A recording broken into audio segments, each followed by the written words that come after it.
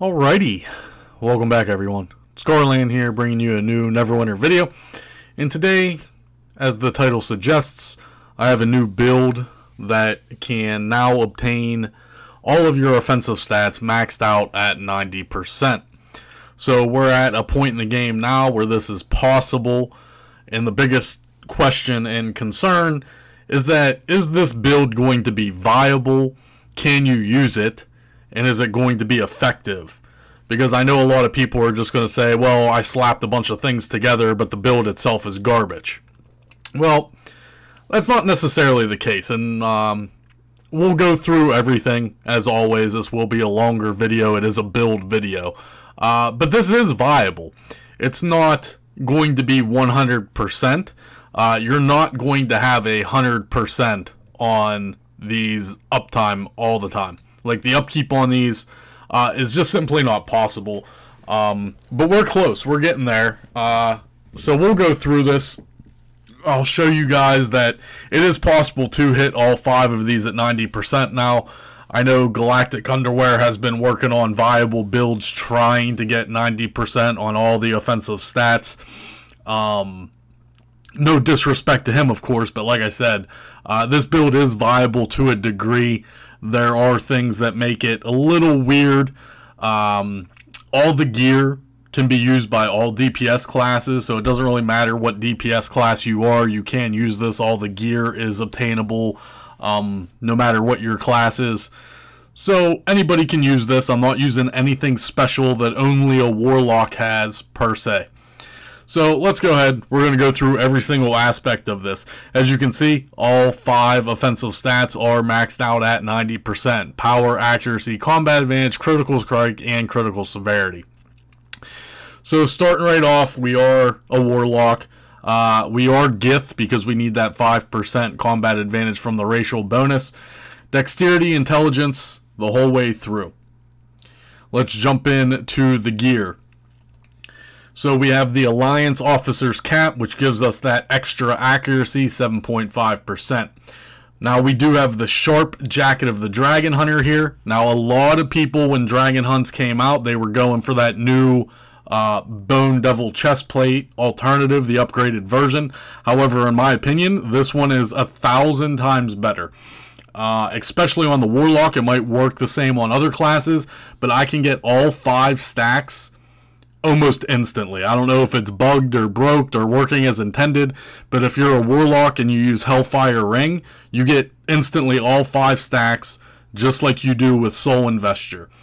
So whether or not that works on other classes like Path of Blades for the Rogue or whatever, this works especially well with the Warlock because you can gain all 5 stacks instantly. Now keep in mind, this is 100% AoE, guys. This is an AoE build. It's almost impossible to get all these statistics maxed out on single target while still using the outgoing damage companions. So this is strictly an AoE build, area of effect build.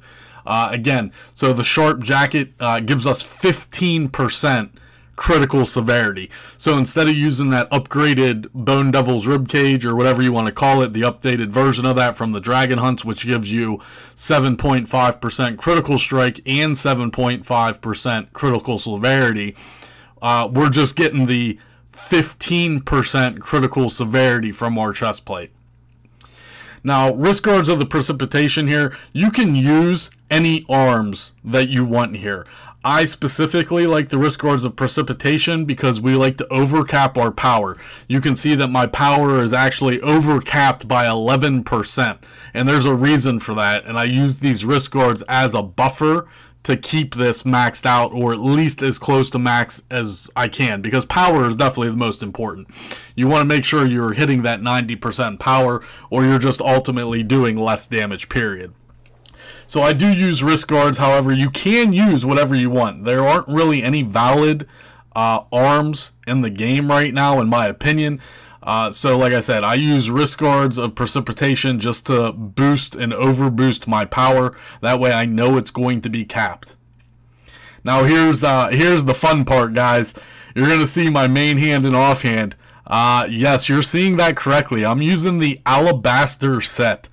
I know you're laughing at yourself. This is going all the way back to Mod 16. So if you're a new player and you don't have these, yeah, have fun going back and doing Master Expeditions and farming Master Expeditions until you can get your Alabaster set. Now, the reason we're using Alabaster is because it's specifically used for an AoE situation. You can get up to 10% power and 10% critical strike, which is a big deal, based upon how many enemies you're engaged with battle with. Again, this is a 100% AoE build. If you're doing skirmishes, for instance, if you're doing Dread Legion, Master of the Hunt, Many Coin Bank Heist, all of the skirmishes have mobs coming at you at all times. You're going to have maximum effect on the Alabaster almost all the time. Now, if you're doing a normal dungeon, for instance, you're not going to have trash pools of 10 or more. There's some certain dungeons that do have encounters that the trash mobs will have 10 enemies.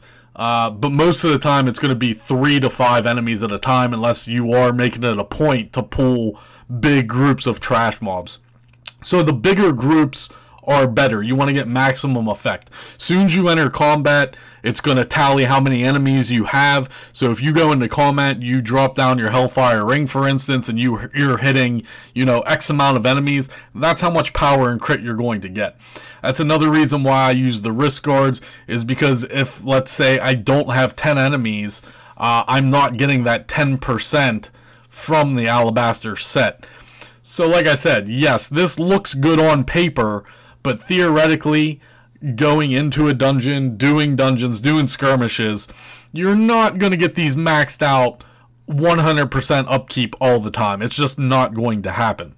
So yeah, Alabaster is a very good AoE set. Don't get me wrong. If you're going for pure statistics, you're not using Lionheart for the outgoing damage. You're not using any of the other weapons for outgoing damage. This build is solely built on statistical power, maxing out your statistics, not getting an extra X% damage, outgoing damage, which in Neverwinter is insignificant to begin with.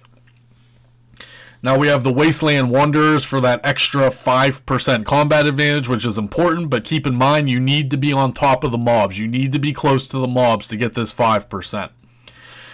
We have the Mythallar Shard, the Mythallar Piece, the Mythallar Fragment. We're using a 3-part Mythallar set for the combat advantage damage, because you're going to have 100% uptime on combat advantage, so it's just an extra 100 magnitude damage. It's, needs no explanation.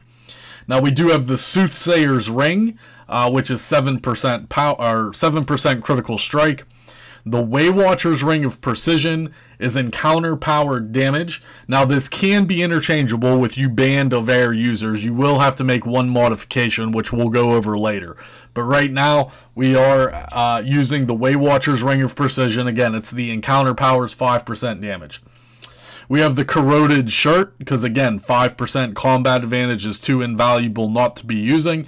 And then your pants don't really matter, but we have the ones from the Dragon Hunts, the Defouler Dwarven. 3-piece artifact, I said we're using Mythallar. Your other 3 artifacts, we're using 3 journals still, because they're still too good. The 3-piece journal is still too good. That's all the gear. Let's move on to enchantments. So we're using 2 Jade for critical strike, 2 Amethysts for combat advantage. Your defense slots don't matter. I use Garnets for the defense. Utility slot for Forte is Garnet. I use Action Point on my bonus. However, a lot of people use movement speed. It doesn't really matter. Cursed Burn. And then, of course, your Companion rank 5. Rage of Flames for the outgoing damage. Doesn't matter. You can use whatever you want here. HP, whatever. Devil's Precision, you have to have it. Devil's Precision is 5% critical, 5% accuracy, 100% necessary. Now your armor kits, you need 3 critical strikes, and then, 4 critical strikes and 4 combat advantage. Critical strike is important. This is where we're getting a lot of our crit to hit that 90%. You can see we're only overcapped on critical strike by 0.6%. Critical strike on your artifact modification. I have AP. You can use whatever. You need the critical as high as you can get it here. Now, since we're talking about it, again, if you want to use Band of Air, if you're a Band of Air user, now your accuracy drops down 2%. So what you're going to have to do is take out an Amethyst, and you're actually going to be using a Citrine for the accuracy, and it will go to 90%. Your combat advantage is still going to be capped as well.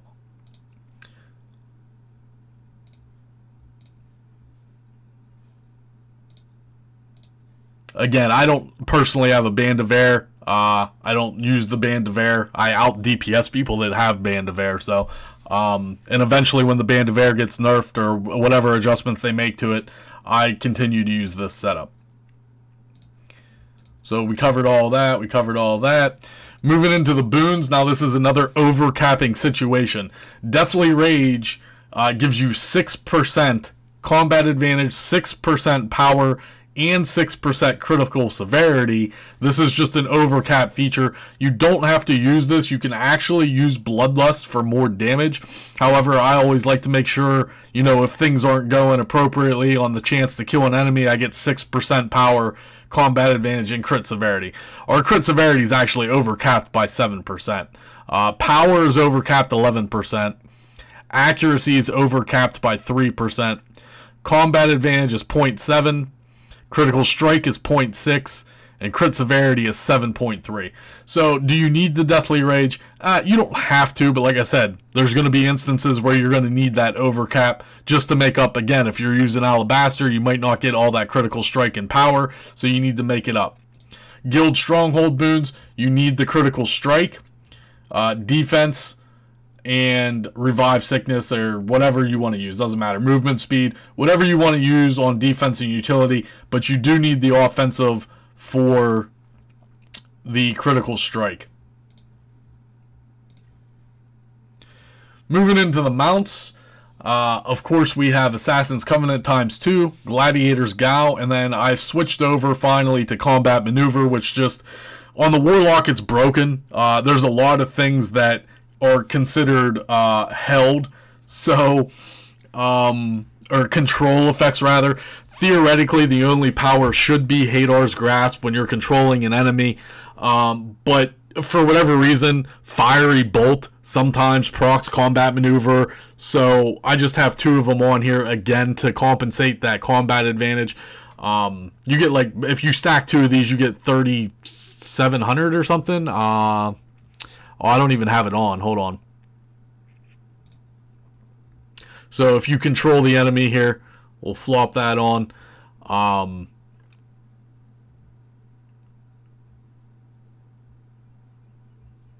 Is it still not coming up? Oh, I'm sorry. It's over here. Combat Maneuver ×2. Yeah, it's 3,700. 3,750. Because remember, if you stack them, you don't get the full effect. It gets downgraded a little bit. So again, I don't know how it works on other classes, but on the Warlock it is broken. There are powers that will proc it, even though it's not supposed to be procking. So again, that's, you know, it is what it is.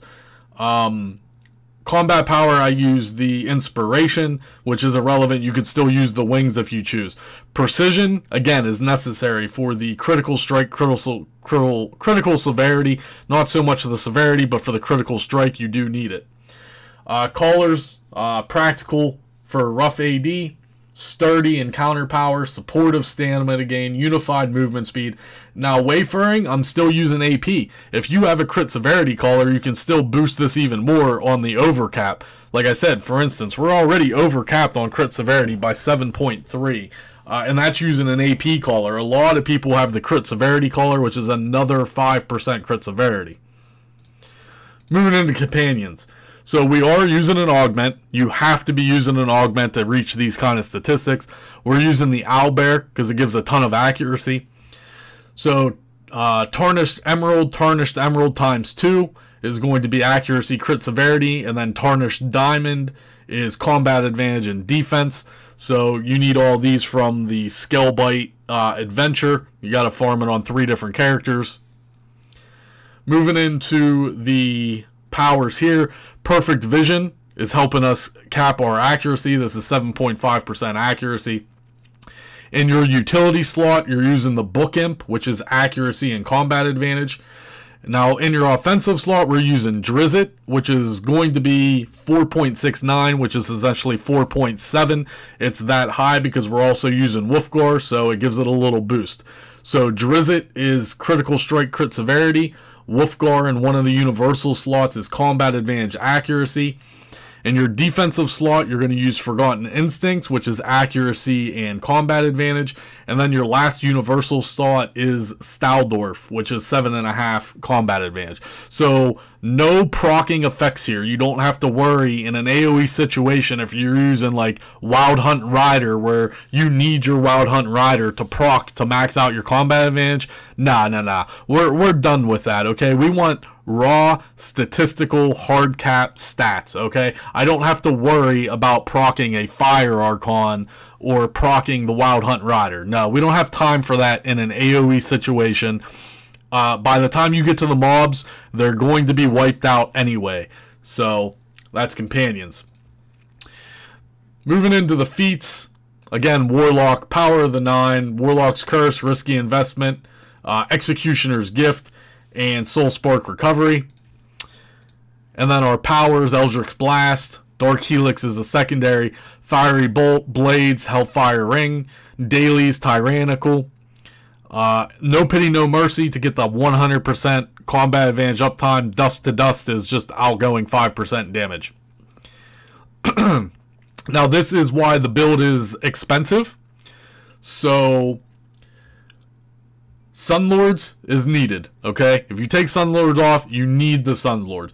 The good thing about Sunlords is that it persists through death. So even if you die, you're not going to lose your Sunlords. It lasts, I think, an hour, so no dungeon should be taking you an hour.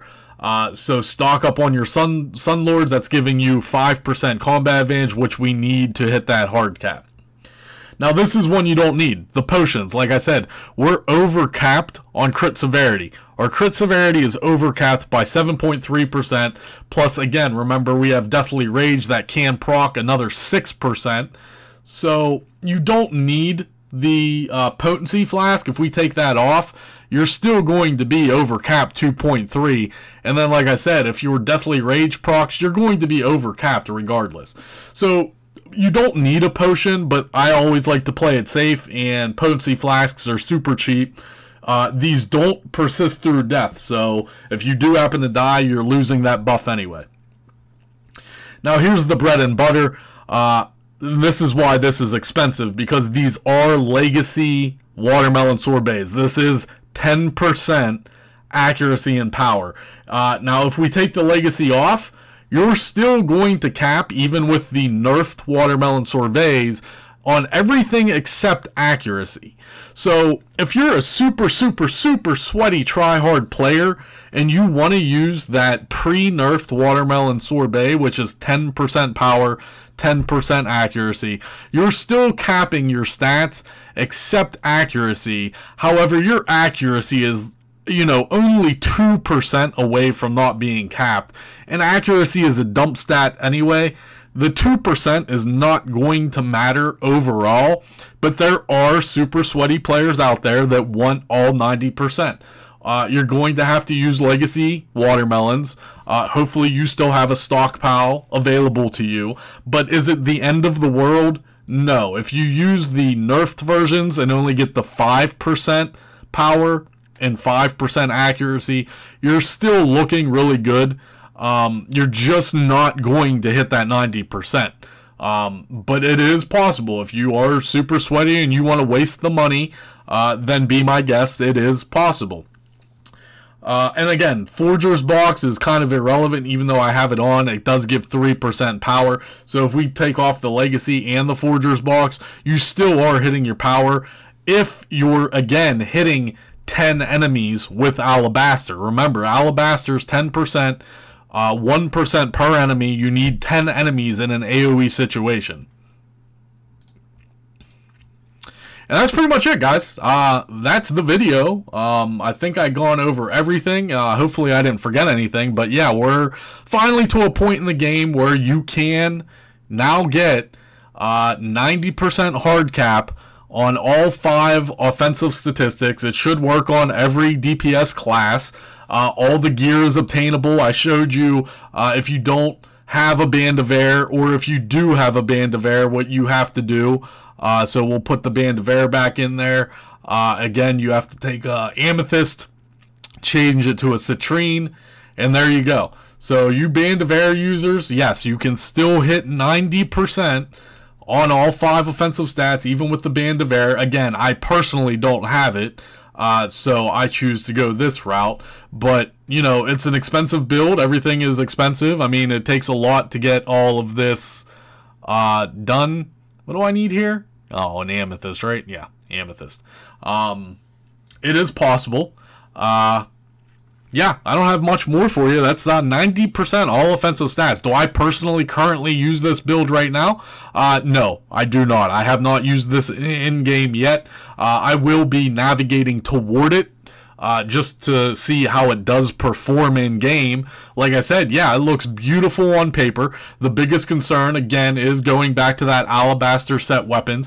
In an AoE situation, you need to have big groups of mobs. But let's say you only get 7 mobs. That's still 7% crit and 7% power. So your crit will not be capped. Your power should still be capped because of all of the overcapping that you're doing. So again, that's why I use Risk Guards of Precipitation for the overcap. That's why I still use Deathly Rage for the overcap on power.